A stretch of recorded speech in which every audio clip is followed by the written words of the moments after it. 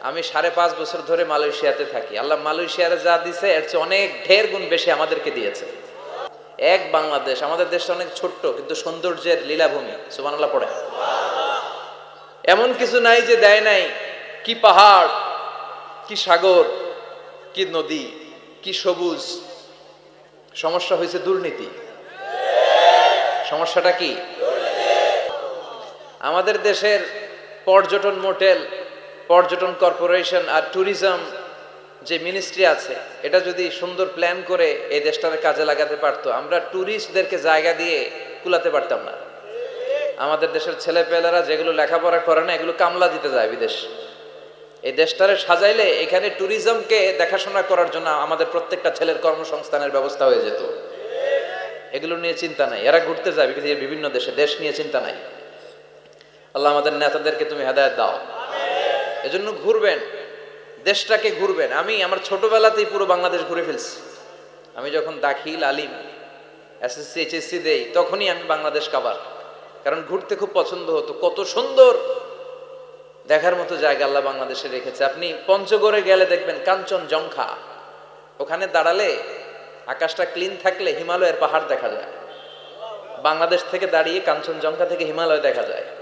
ওই জায়গাটারে যদি ট্যুরিজমের জন্য প্রমোট করা হতো, lakh lakh tourist Europe America থেকে ছুটতো।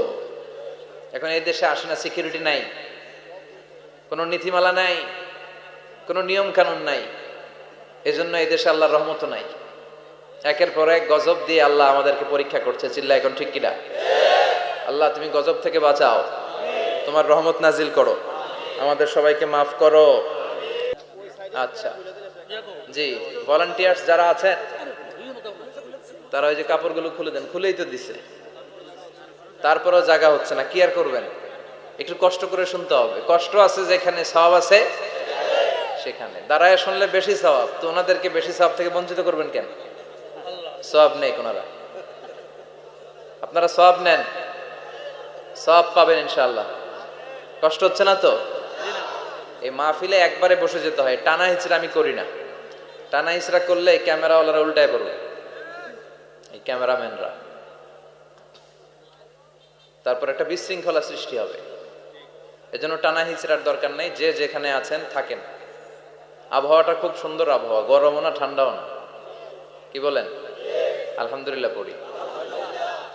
কোনো আওয়াজ হবে না আশেপাশে। এই যে আপনি লাগবে না, থাকেন ওইভাবেই থাকেন। যে যেখানে আছি ওইভাবে থাকি, কোনো আওয়াজ হবে না। আমার সময় খুব কম, একটু পরেই আমাদের প্রধান মুফাসসির চলে আসবে। উনি আসার আগ পর্যন্ত কিছু কথা আমরা শোনার চেষ্টা করি, শিখার চেষ্টা করি। আমরা শিখতে এসেছি, শিখতেই হবে, আপনাকে পড়তেই হবে। কোরআনের প্রথম কথা হচ্ছে পড়ো আর নিজের জীবন গড়ো। ঠিক কি না? পড়তেই হবে আপনাকে, না পড়ে উপায় নাই। যখন যে অবস্থায় থাকবেন পড়বেন। জীবনে আমি আমার একটা কিছু মটো আছে, লক্ষ্য, এটাকে খেয়াল করে আমি চলি। বিষয়টা হচ্ছে এরকম যে আমি কখনো হারি না, আমি হয় জিতি নয় শিখি। এরকম একটা অ্যাটিটিউড রাখবেন যে শিখতে আমাকে হবেই, কিন্তু হেরে যাব না আমরা। চিল্লায় বলেন ঠিক কিনা? এবং শিখাটাই আপনাকে মুক্তি দিতে পারে। এজন্যই কোরআনের প্রথম কথা আল্লাহ শিখার ব্যাপারে উদ্বুদ্ধ করেছেন। আল্লাহ বলেছেন ইকরা বিসমি রাব্বিকাল্লাযী খালাক, read in the name of your lord who has created. পড়ো তোমার প্রভুর নামে যিনি তোমায় শিখিয়েছেন। এজন্য পড়তে হবে, জানতে হবে। আসেন আমরা সরাসরি মহাবিশ্বয় মহাগ্রন্থ আল কোরআন থেকে শুনি। উদ্দেশ্য হচ্ছে যে আমরা নিজেদেরকে আলোকিত করব। উই এনলাইটেন আওয়ারসেলফ, ভিতরটাকে আলোকিত করব, আলোকিত মানুষ হব, সাদা মনের মানুষ হব, আল্লাহওয়ালা হব ইনশাআল্লাহ। পড়েন। উদ্দেশ্য যদি ভালো হয়, সওয়াব কামিয়ে আপনি শেষ করতে পারবেন না। আর উদ্দেশ্যে যদি ভেজাল থাকে, কোনো লাভ নাই। হাবা মানসুরা, সব শেষ। এগুলারে উঠাইলে, মিজানের পাল্লায় উঠালে কোনো ধরনের ওজন হবে না। আজকের এই তাফসির মাহফিলে আমরা এসেছি শিখার জন্য আর একজনকে খুশি করার জন্য। তিনি কে? আল্লাহ তুমি কবুল করো। আমি আপনাদের খেদমতে সূরাতু আদ-দুহা তেলাওয়াত করেছি। এই সূরাটা মুখস্থ আছে না অনেকের? কমন একটা সূরা, প্রায় আমরা সালাতে পড়ি, মক্তবেই তো এগুলো শিখে ফেলছি, ঠিক কি না? তো এই যে সূরাটা, খুব বেশি পড়া হয়, খুব বেশি শোনা হয়। আসলে এই সূরায় আল্লাহ কি শিক্ষা কর্মসূচি আমাদেরকে দিলেন জানার দরকার আছে না নাই? আসেন আজকের এই চমৎকার রজনীতে আমরা সূরাতুদ দোহার আলোকে কিছু কথা শুনি। এটা কোরআনের 30তম পারায় অবস্থিত একটা সূরা। কততম পারা?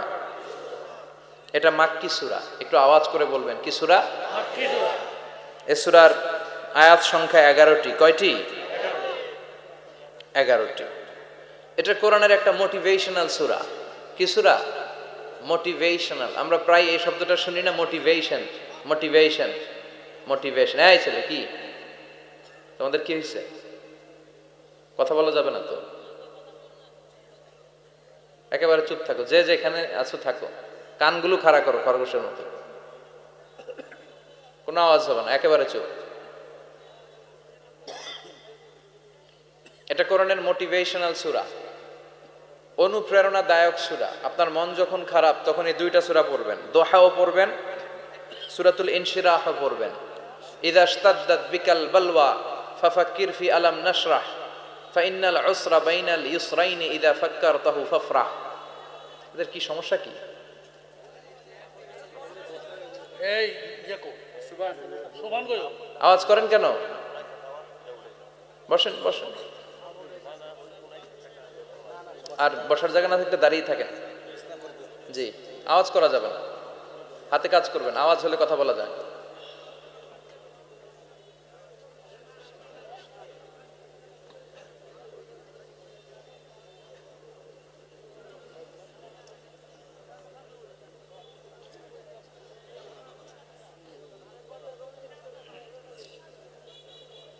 আওয়াজ করবেন না।